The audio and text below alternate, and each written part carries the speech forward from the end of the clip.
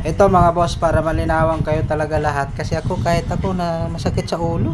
Kung totoo ba tong sinasabi nitong vlogger na babae na to? Si Ma'am Nikki, tatanungin natin.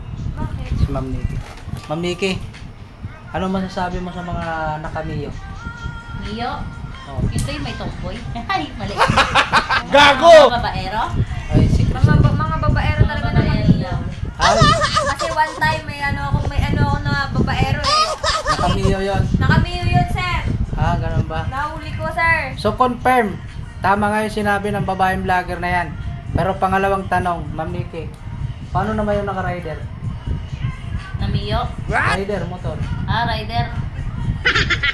Ano ba meron sa rider eh? Kay sino-sino naman ang angkas nun eh. Babaero din naman yung iba doon.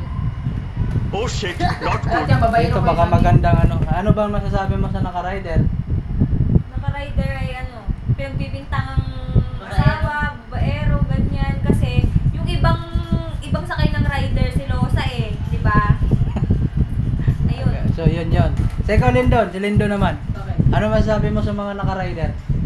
Yung mga naka-rider, mga piling pogi lang yan.